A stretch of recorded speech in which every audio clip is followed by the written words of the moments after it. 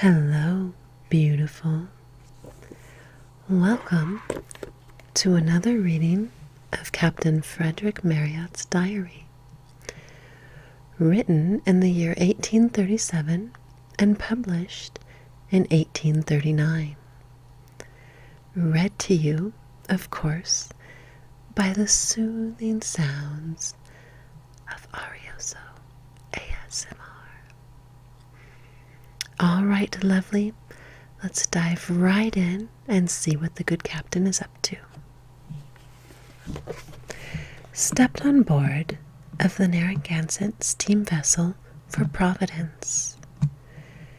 Here is a fair specimen of American traveling. From New York to Providence by the Long Island Sound is 200 miles, and this is accomplished under usual circumstances in 13 hours. From Providence to Boston, 40 miles by railroad in 2 hours, which makes from New York to Boston an average speed of 16 miles an hour, stoppages included. I was, I must confess, rather surprised when in the railroad cars to find that we were passing through a churchyard with tombstones on both sides of us. In Rhode Island and Massachusetts, where the Pilgrim Fathers first landed, the two states that take pride to themselves, and with justice, for superior morality and a strict exercise of religious observances. They look down upon the other states of the Union, especially New York, and cry out, "I thank thee, Lord, that I am not as the publican."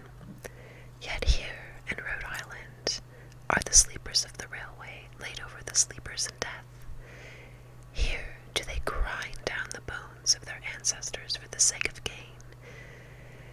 And consecrated earth is desecrated by the iron wheels loaded with mammon-seeking mortals. And this is in the puritanical state of Rhode Island. Would any engineer have ventured to propose such a line in England? I think not. After all, it is but human nature. I have run over the world a long while, and have always observed that people are very religious, so long as religion does not interfere with their pockets.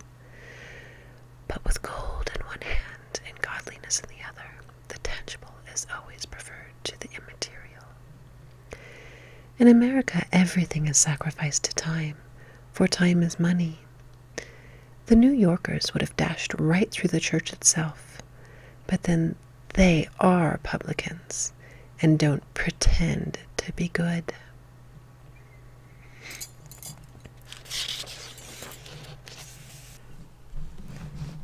Boston is a fine city, and, as a commercial one, almost as well suited as New York.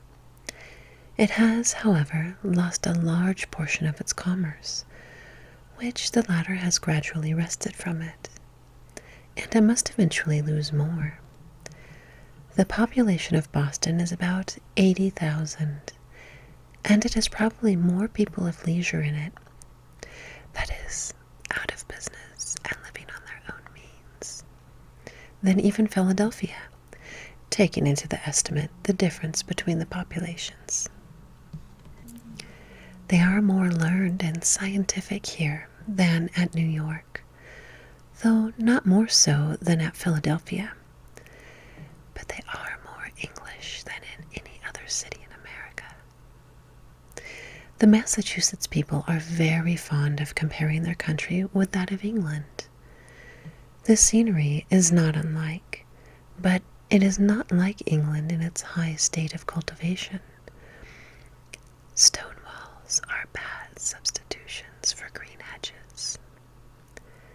Still, there are some lovely spots in the environs of Boston. Mount Auburn, laid out as a Père Lachaise, is, in natural beauties, far superior to any other place of the kind. One would almost wish to be buried there. and the proprietors, anxious to have it peopled, offer, by their arrangements as to the price of places of interment, a handsome premium to those who will soonest die and be buried, which is certainly a consideration.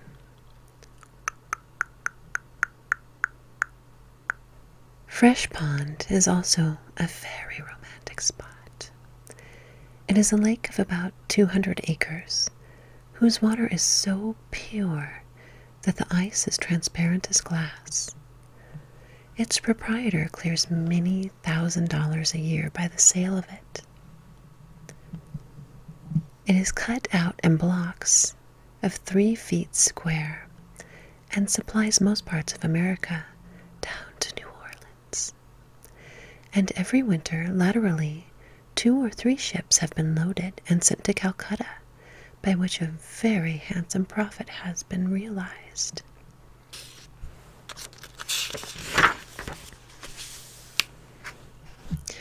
Since I have been here, I have made every inquiry relative to the sea serpent which frequents this coast alone. There are many hundreds of most respectable people who, on other points, would be considered as incapable of falsehood, who declare that they have seen the animals and vouch for their existence. It is rather singular that in America there's but one copy of Bishop Pontoppidan's work on Norway, and in it the sea serpent is described and a rough woodcut of its appearance given. In all the American newspapers a drawing was given of the animals described by those who saw it, and it proved to be almost a facsimile of the one described by the bishop in his work. Now that we are on marine matters, I must notice the prodigious size of the lobsters off Boston coast. They could stow a dozen common English lobsters under their coats of mail. My very much respected friend, Sir Isaac Coffin, when he was here, once laid a wager that he would produce a lobster weighing 30 pounds. The bet was accepted, and the admiral dispatched people to the proper quarter to procure one. But they were not in season and could not be had. The admiral, not liking to lose his money, brought up, instead of the lobster, the affidavits of certain people that they had often seen lobsters of that size and weight. The affidavits of the deponents he submitted to the other party, and pretended that he had won the wager. The case was referred to arbitration, and the admiral was cast with the following pithy reply: "Depositions are not lobsters." Massachusetts is certainly very English in its scenery, and Boston essentially English as a city. The Bostonians assert that they are more English than we are, that is, that they have strictly adhered to the old English customs and manners as handed down to them previous to the Revolution. That of sitting a very long while at their wine after dinner is one which they certainly adhere to, and which I think would be more honored in the breach than the observance. But their hospitality is unbounded, and you do, as an Englishman, feel at home with them. I agree with the Bostonians so far that they certainly appear to have made no change in their manners and customs for these last 100 years. You meet here with the frequent specimens of the old English gentlemen, descendants of the best old English families who settled here long before the Revolution, and are now living on their incomes with a townhouse and a country seat to retire to during summer season. The society of Boston is very delightful. It wins upon you every day, and that is the greatest compliment that can be paid to it. Perhaps of all the Americans, the Bostonians are the most sensitive to any illiberal remarks made upon the country, for they consider themselves and pride themselves as being peculiarly English. While on the contrary, the majority of the Americans deny that they are English. There certainly is less intermixture of foreign blood in this city than in any other in America. It would appear strange, but so wedded are they to old customs, even to John Bullism, that it is not more than 7 or 8 years that French wines have been put on the Boston tables and become in general use in this city. It is a pity that this feeling towards England is not likely to continue. Indeed, even at this moment, it is gradually wearing away. Self-interest governs the world.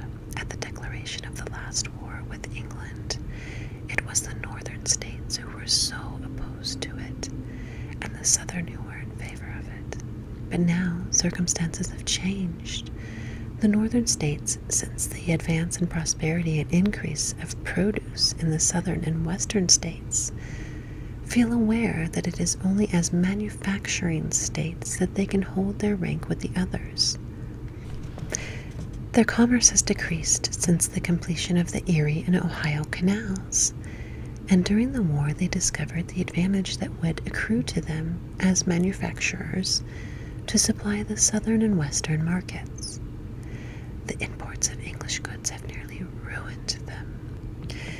They now manufacture nothing but coarse articles, and as you travel through the eastern countries, you are surprised to witness splendid fabrics commenced, but for want of encouragement, not finished.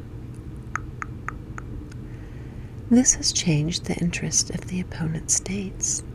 The southern are very anxious to remain at peace with England, that their produce may find a market, while the northern, on the contrary, would readily consent to a war, that they might shut out the English manufacturers and have the supply entirely in their own hands.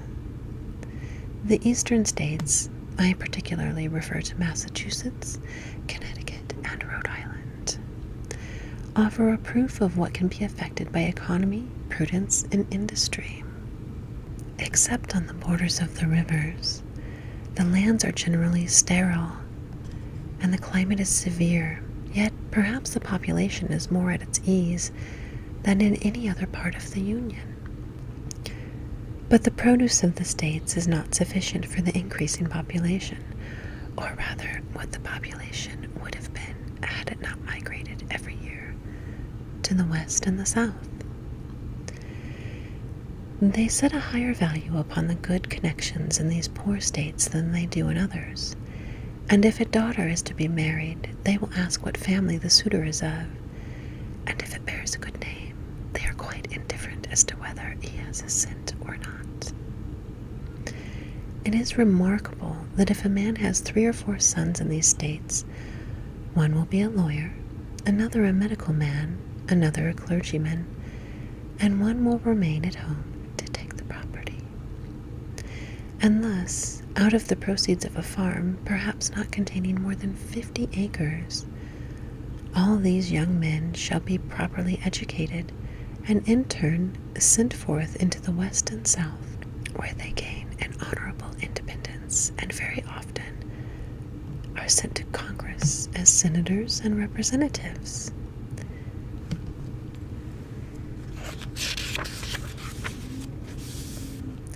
Industry and frugality are the only entailed estate bequeathed from father to son.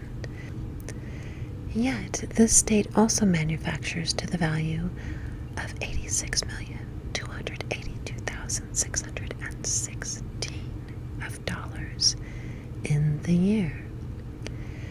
As a general axiom, it may be fairly asserted that the more sterile the soil, the more virtuous, industrious, and frugal are the inhabitants. And it may be added that such a country sends out more clever and intelligent men than one that is nominally more blessed by Providence. The fact is,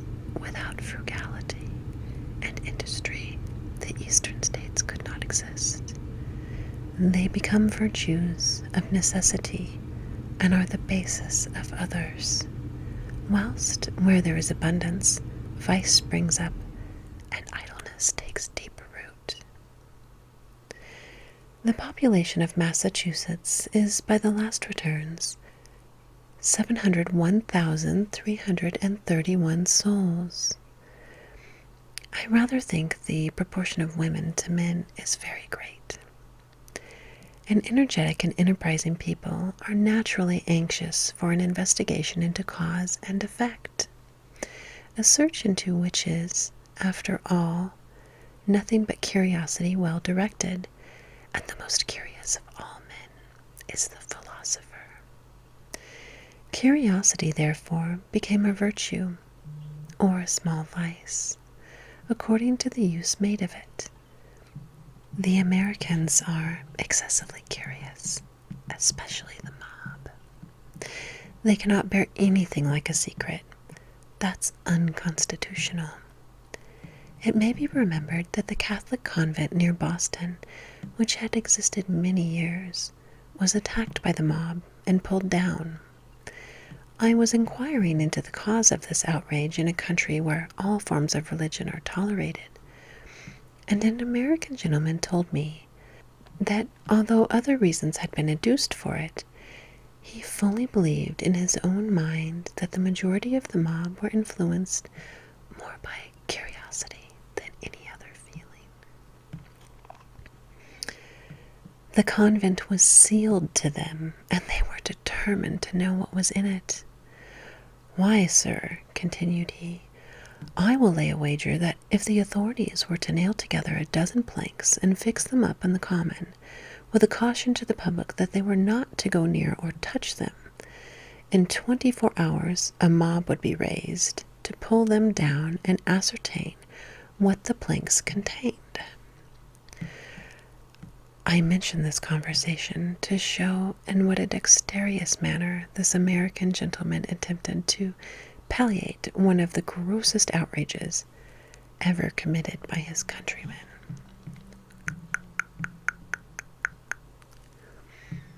All right, beautiful. That does it for today's reading of Captain Frederick Marryat's diary, published in 1839. I hope you enjoyed it, and I do look forward to seeing you next week. Take care. I'll see you soon.